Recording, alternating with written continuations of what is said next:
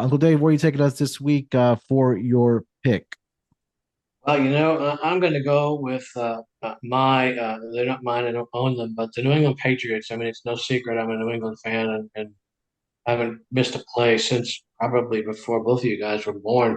And I would be the first to admit I was wrong about them last week. I thought maybe that at some point they'd get fat in their own heads, and they didn't. I mean, last week against Tennessee, I mean, Vrabel's return was probably a bigger factor than I thought. And trust me when I tell you the flat spot's coming for New England. I just don't think it's going to be this week. I think it'll be in 2 weeks when they travel to Tampa Bay. Um, we know it's going to happen, but not this week. I mean, look, Cleveland beat the Dolphins by three plus scores, I guess maybe, but in reality, they beat Tua by three scores. I mean, the Browns only had 206 yards of offense, and yeah, in fairness, the Browns' defense is a problem. There's no doubt about it. But you know, New England's a very different team than the one that lost the Pete Carroll revenge game in Week 1. And one thing I know about Vrabel, he played for Belichick. He was there during those sort of glory years. I mean, he knows firsthand all about putting away teams you need to put away and putting them away early.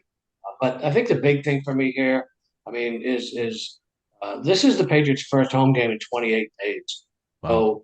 So, while that may not matter to the Patriots where they play, it really matters to the fans. And I think that stadium will be probably as energized as it's been since Brady left. And I'll probably make my biggest wager of the season on the first half, but they'll cover the number as well. I mean, look, I'm not a homer, and I would be probably the last person to jump on the Drake May bandwagon just because I work hard at not being a homer. But since that Raiders game in Week 1, he's thrown 11 touchdowns to one interception. I mean, I guess that's one of the reasons I'm not worried about the Cleveland defense. And you look at Dylan Gabriel. I mean, yeah, he's been efficient if nothing else. He didn't turn the ball over. I think when he threw 52 passes in London, he only had to throw the ball 18 times against the Dolphins.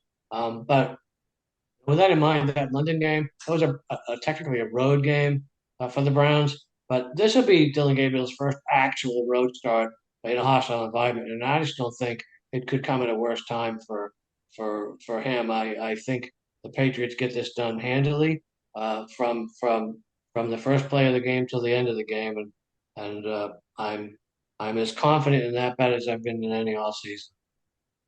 The Cleveland Browns over there, or so I should say, dating back to last season up until this year on the road, 1-11 straight up, 2-10 against the number. They failed to cover. I believe it's in 10 straight games on the road.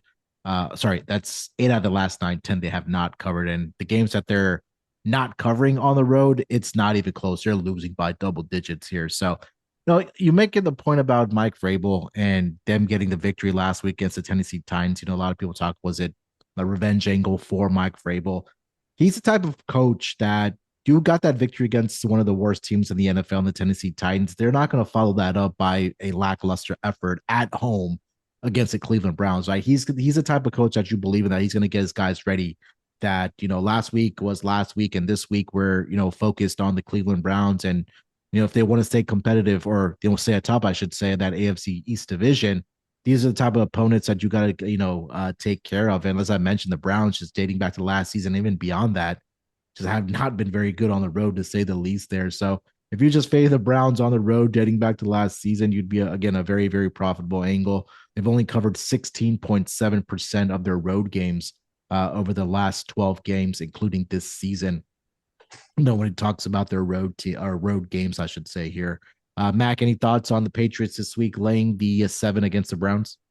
Yeah, we talked a little bit about the what we have called the or dubbed, I should say, the getting the mail, checking the mail game, which is when you're home after a long road trip, how much in during the week are you able to focus on that game versus, I don't know, catching up with domestic, I don't know, dinner parties or whatever people do at their homes these days.